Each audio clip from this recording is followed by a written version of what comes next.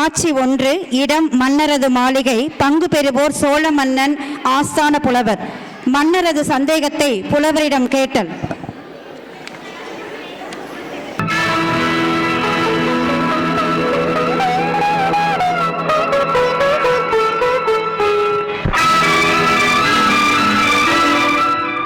வணக்கம் மன்னா. ஓ, ஆஸ்தான புலவரா? உங்களைத்தான் அழைக்க நினைத்தேன். நீங்களே வந்து விட்டீர்கள். என்ன விவரம் மன்னா? பூரணத்துவம் பெற்ற கலையை ரசித்து அதிலே மனதை பறிகொடுத்து அதன் காரணமாக மனிதன் மிருகமாகி பாவத்தின் படிகளிலே வழுக்கி விடப் போகும் தருணம் மனம் திருந்தி மீண்டும் சுயநிலைக்கே வந்துவிட்டால் வேண்டே, தான் செய்த தவறை உணர்ந்த போதே மனிதன் மனிதனாகி விடுகிறான். அந்த மனிதன் மேலும் புனிதனாக வேண்டும் என்றால் இறைவன் வழிபாட்டில் இரவும் பகலும் ஈடுபட வேண்டும். இறைவன் வழிபாடு, அதுதான் அதற்கு சரியான பிராயச்சித்தமோ? இதயத்தை தூய்மையாக்க வேண்டும் என்றால் இறைவன் வழிபாட்டை தவிர வேறு வழி?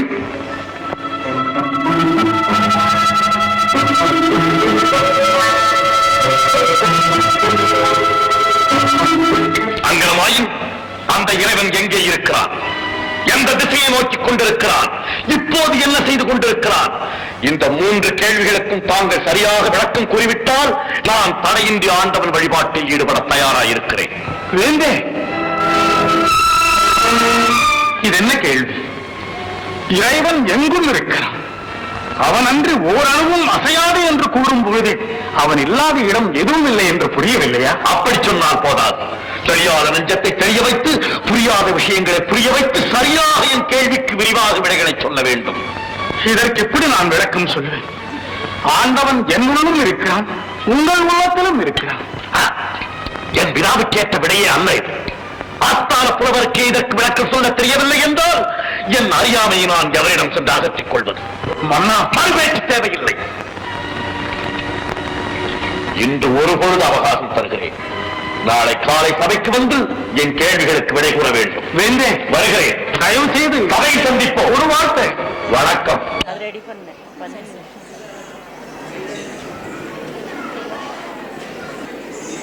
காட்சி 2. புலவரது இல்லம். பங்கு பெறுவோர் ஆஸ்தான புலவர், புலவரது பேத்தி பொன்னி. மன்னர் கேட்ட சந்தேகத்தை பேத்தியிடம் புலவர் தெரிவித்தல்.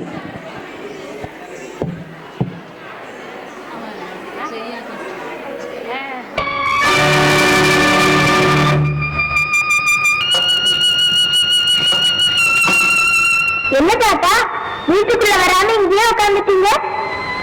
தாத்தா, தாத்தா. என்னம்மா? தாத்தா, தாத்தாவுக்கு இந்த சிந்தனை போல இருக்கு. பொன்னி, இன்று என் மனதிற்கு அமைதி இல்லை அம்மா. ஏன் தாத்தா, என் மேல கோபமா? ஏதாவது தப்பு செஞ்சுட்டேனா? இல்லை அம்மா, நீ ஒரு திருப்பதால் தானே நான் இந்த உலகில் உயிரோடு இருக்கிறேன். நானும் இப்படிதான் தாத்தா, உங்களுக்காக தான் இந்த உடம்புல உசிரியே வச்சுக்கிட்டு இருக்கேன். இந்த பேச்சை கேட்டுத்தானம்மா வயோதிக பருவத்திலும் கூட இத்தனை தெம்போடு இருக்கிறேன். அது சரி, மனசு சரியில்லைன்னு சொன்னீங்களே, அதுக்கு என்ன காரணம்? பதில் சொல்ல முடியாத நிலையில் மன்னர் என்னிடம் 3 கேள்விகள் கேட்டிருக்கிறார் அம்மா. ஏன் தாத்தா, நீங்க தான் முடிச்சிருக்கீங்களே, உங்களாலேயே பதில் சொல்ல முடியாத அளவுக்கு தாத்தா அப்படின்னு கேள்வி கேட்டாரு. இறைவன் எங்கே இருக்கிறான்? எந்த திசையை நோக்கி கொண்டிருக்கிறான்? என்ன செய்து கொண்டிருக்கிறான்? இதுதான் அம்மா மன்னர் கேட்ட 3 கேள்வி.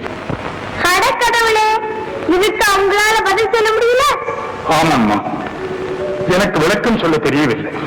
தாத்தா, கவலையே படாதீங்க, நான் போய் உங்க ராஜா கிட்ட இதுக்கு வணக்கம் சொல்லிட்டு வரேன். போதுமா? காட்சி 3. இடம் மன்னரது அவை. பங்கு பெறுவோர் மன்னர் குலோத்துங்க சோழன், அமைச்சர்கள், புலவரின் பேத்தி பொன்னி, ஆஸ்தான புலவர். மன்னரது சந்தேகங்களை புலவரிடம் பேத்தி பொன்னி விளக்கி கூறுதல். மலைமகள் திருமகள் அருள் பெற்ற காவலர், கண்களைப் போலவே மக்களை கருணையுடன் காக்கின்ற மன்னவர், எதிர்கொண்ட பகைவரை ஜெயம் கொண்டு புகழ் கண்ட பெருமகன், ஏற்றமிகும் புலமையை போற்றி வரவேற்கின்ற கோமகன், தெய்வ திருப்பணி பல செய்து முடித்திட்ட நிறைமகன், கலைத்தாயின் முதல் மகன், தர்மத்தின் தலைமகன், காவலர்க்கு காவலன், மன்னருக்கு மன்னவன், எங்களின் வெள்ளவன். வாழ்க மக்கள், வளர்க நாடு. வரப்புயர நீர் உயர், நீர் உயர நெல் உயர், நெல் உயர குடி உயர், குடி உயர்ந்தால்தான் கோமகன் உயர்வான் என்ற வாக்குக்கு முதற்கண் தலைவணங்கி சபையை துவக்குகிறேன். அமைச்சரே, என் மனத்தில் ஏற்பட்ட சந்தேகத்தை தீர்த்துக் கொள்ள ஆஸ்தான புலவரிடம் 3 கேள்விகள் கேட்டிருந்தேன். அதற்கு தக்கபடி விடையளிக்க சபைக்கு அவர் வந்திருக்கிறாரா? மன்னா, ஆஸ்தான புலவர் இன்று சபைக்கு வரவில்லை. ஏன்? என் வினாக்களுக்கு விடைகளை தேடிக்கொண்டிருக்கிறாரா அல்லது சபைக்கு வராமல் என்னை அவமதிக்கிறாரா? இல்லை வேண்டி, ஒரு காலம் அப்படி இருக்கவே முடியாது. ஆஸ்தான புலவர் மிகவும் அவையடக்கம் உள்ளவர். அப்படி தெரியவில்லை. நேற்றிரவிலிருந்து இன்று காலை வரை தானே கெடு வைத்திருந்தேன். அதற்குள் அவர் வரவில்லை என்றால் என் கட்டளையை அவமதித்ததாகத்தானே அர்த்தம். மன்னிக்கவும் அரசே, ஆஸ்தான புலவர் வயதில் முதிர்ந்தவர். ஒருவேளை உடல்நலக்குறைவாயிருக்கலாம். அதையாவது சொல்லி அனுப்பி இருக்கலாம் அல்லவா? அப்படியும் சொல்லி அனுப்பவில்லை. பிறகு அவர் போக்கிற்கு முடிவாக தாங்கள் கூறும் விளக்கம்? முடிவு நான் கூறுவதற்கு முன்பு புலவரின் பேத்தி என்று ஒரு சிறுமி தங்களை பேட்டி காண அவர் சார்பில் அரண்மனை வாயிலில் காத்து நிற்கிறார். புலவரின் பேத்தி, அதுவும் சிறுமி, அவர் சார்பில் என்ன காண வந்திருக்கிறாரா? இதென்ன புரியாத புதிர். எனக்கொன்றும் விளங்கவில்லை. சரி, வர சொல்லுங்கள். வாழ்க மன்னா, வளர்க உன் ஆட்சி, ஓங்குகளின் புகழ், உயர்க உனது செங்கோல், தலைக்கட்டும் தர்மம், வாழட்டும் மக்கள், செழிக்கட்டும் நாடு. புலவரின் பேத்தி, பொன்னியின் பெயர். வணக்கம். மீன் குஞ்சுக்கு நீந்த கற்றுக் கொடுக்க வேண்டியதில்லை. புலிக்கு பிறந்தது பூனையாவதும் இல்லை. அதை போல் புலவர் பேத்தியின் பேச்சிலே அழகுக்கு பஞ்சமில்லை. கவிஞன் வீட்டு கட்டுத்தறியும் கவிப்பாடும் என்பார்களே, அப்படி இருக்கும் போது புலவன் பேத்தி பேசுவதா உங்களுக்கு ஆச்சரியமாக இருக்கிறது? இல்லை, அதிசயமாக இருக்கிறது. கண்முன்னே நடப்பது கனவா நனவா என்ற சந்தேகம் கூட தோன்றுகிறது. சந்தேகமே வேண்டாம், நடக்கும் சம்பவம் கனவல்ல, நனவுதான். எங்கு வந்தாய்? தாத்தாவிடம் 3 கேள்விகளை கேட்டீர்களாம். அதற்கு தட்டு விடைத்தில்ல, நானே வந்திருக்கிறேன். என்ன இது? மேலும் மேலும் வியப்பை உண்டாக்கிக் கொண்டே இருக்கிறாய். உன் தாத்தாவிடம் நான் கேட்டது பெரும் பிரச்சனை. அதற்கு பதில் சொல்ல அவரை திணறிக் கொண்டிருந்தார். இல்லை வேண்டே, பெரிய பிரச்சனையும் இல்லை, அவர் வந்து சொல்ல வேண்டிய அவசியமும் இல்லை. சிறு பிரச்சனை, அதனால்தான் நான் வந்திருக்கிறேன். ஒரே திகைப்பில் ஆட்டுகிறாய் என்னை. அதற்குள் தீர்த்து விட வேண்டாம். உங்கள் முதல் கேள்வி என்ன? அதை சபையிலேயே சொல்லுங்கள். இறைவன் எங்கே இருக்கிறான்? அதுதான் என் முதல் கேள்வி. மன்னா, இந்த பொற்கிண்ணத்தில் என்ன இருக்கிறது? ஒரு கிண்ணத்திலே பசுவின் பால் இருக்கிறது.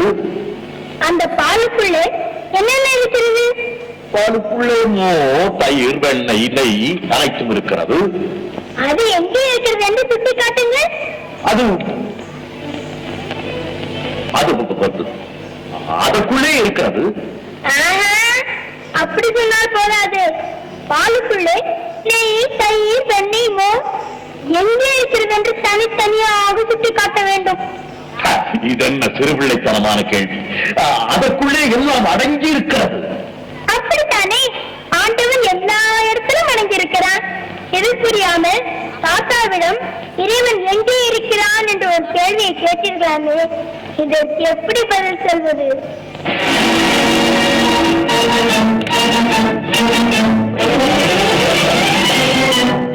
கண்முன்னே நிற்பது குழந்தையா அல்லது குழந்தை வடிவிலே வந்த பெண்குலத்தின் தெய்வமா?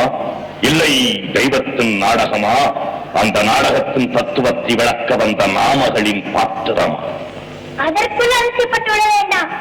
மன்னா, மன்னா, அடுத்த கேள்வியை கேட்கலாம். இறைவன் எந்த திசையை நோக்கிக் கொண்டிருக்கிறான் என்பதுதான் என்னுடைய 2வது கேள்வி. அம்மா, இது என்ன? தூங்கா விளக்கு. இந்த விளக்கிலே சுடலிட்டுக் கொண்டிருப்பது என்ன? அணையா தீபம். இந்த தீபம் எந்த திசையை நோக்கி பிரகாசித்துக் கொண்டிருக்கிறது என்று உங்களால் சொல்ல முடியுமா? அது எப்படி முடியும்? எரியும் விளக்கில் இருக்கும் தீபம் நாற்புறம் ஒளிவிட்டு பிரகாசித்துக் கொண்டுதானே இருக்கும். அது எந்த திசையை நோக்கி பிரகாசிக்கிறது என்று கேட்டால் அதற்கு எப்படி பதில் கூற முடியும்? அப்படித்தானே இறைவன் எல்லா திசைகளையும் நோக்கிக் கொண்டிருக்கிறான். இது புரியாமல் எந்த திசையை நோக்கிக் கொண்டிருக்கிறான் என்று கேட்டால் இதற்கு எப்படி பதில் சொல்வது? ஆண்டவா, அரசனை குழந்தையாக்கி குழந்தையை தெய்வமாக்கி கொண்டிருக்கிறாயே, இச்சிறு பெண்ணுள்ளிருந்து விடைகளை நீயே சொல்வது உண்மையானால் என்னுள்ளிருந்து வினாக்களை கேட்க வைப்பதும் நீதானே. இப்படியும் உனக்கு ஒரு விளையாட்டா? மூன்றாவது கேள்வியையும் கேட்டு விடுங்கள், அதற்கு ஒரு முடிவிற்கு வரலாம். இல்லையம்மா, இனி நான் கேள்விகளை கேட்க மாட்டேன். அப்படி சொல்லாதீர்கள், அதற்கும் பதில் சொன்னால் தான் எனக்கு உறக்கம் வரும். உண்மைதான். மூன்றாவது கேள்விக்கும் பதில் தெரிந்து கொண்டால் தான் உறங்கிக் கொண்டிருக்கும் என் உள்ளத்திற்கும் விழிப்பு வரும். அறியா திரும்பி போல வந்து பெரிய பெரிய தத்துவங்களை பேசிடும் அருள் வடிவே, இறைவன் என்ன செய்து கொண்டிருக்கிறான்? இதுதான் எனது மூன்றாவது கேள்வி. அரசே, இதற்கு நான் சரியான பதில் சொல்ல வேண்டும் என்றால் ஒரு நாளில் நான் மன்னனாகவும் நீங்கள் குடிமகனாகவும் இருக்க வேண்டும். சம்மதமா? சொல்லுகிறானே, காத்துக் கொண்டிருக்கிறது அரியாசனம். குலமகளே, கொள்கையின்றி என் குறையீட்டு விடு தாயே.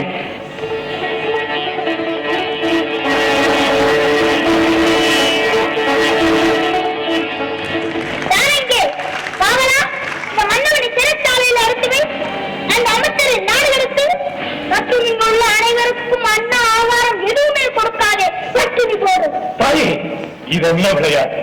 விளையாட்டல்ல வேண்டே, இதைத்தான் இறைவன் இப்போது செய்து கொண்டிருக்கிறான்.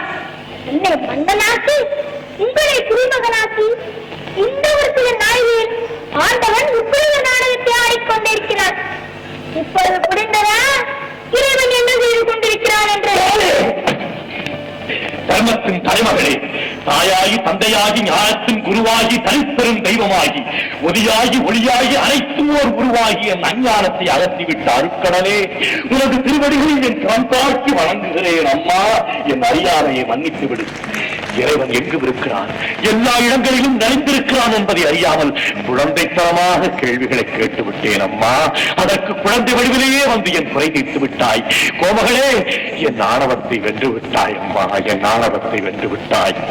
இனி ஆண்டவன் தொண்டையை பெரும் தொண்டாக மதித்து இரவு பகல் அவனை பாடி பணிபுரிவதே வேலையாக கொள்வேன். பரம்பொருளே, நோக்கும் இடமெங்கும் நீ இயன்றி வேறுள்ள என நீக்கமர தெரிந்து கொண்டேன். மாறுபடும் சொல்லெல்லாம் புகுந்து பார்த்தால் உன் விளையாட்டின்றி வேறுபடும் கருத்தொன்றில்லை. வேதத்தின் நாயகா, எனக்கு ஆசி கூறு. இறைவா, என்னை உன் திருவருட் செல்வனாக மாற்று. புலவரே, மன்னா, இப்பொழுது தங்கள் மனம் ஒரு பக்குவத்திற்கு வந்திருக்கும் என்று நினைக்கிறேன். உண்மை, இறைவன் என்னுள்ளும் இருக்கிறான், உங்கள் இதயத்திலும் இருக்கிறான் என்பதை தெளிவாக புரிந்து கொண்டேன். இனி உங்கள் கட்டளைப்படி ஆண்டவன் தொண்டையை பெரிதென நினைத்து வழிபடுவேன். ஆசி கூறுங்கள்.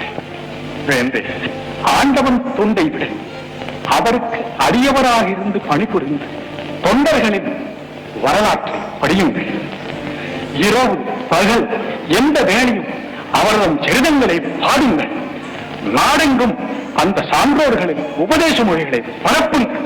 புலவரே, இறைவன் தொண்டை விட அவருக்கு பணிபுரிந்த தொண்டர்களின் வரலாற்றை படிப்பதும் பாடுவதும் அத்தனை பெரிய விஷயமா? ஆம் அரசே, ஆண்டவனை அறியாருக்கு யாம் அறியேன் என்று முதலடி எடுத்துக் கொடுத்து ஒரு தொண்டரை பாடச் சொல்லியிருக்கிறார். அங்கரவாயும் அந்த தொண்டர்களின் வரலாற்றையே அடியேனும் பாடி பரவசம் அடைகிறேன். எங்கே இந்த பொக்கிஷம்? இதோ.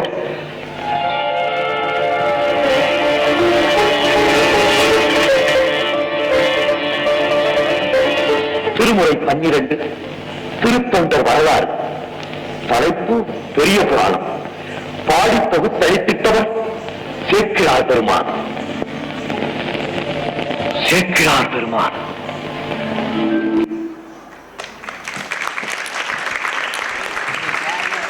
இறைவன் ஒருவனே.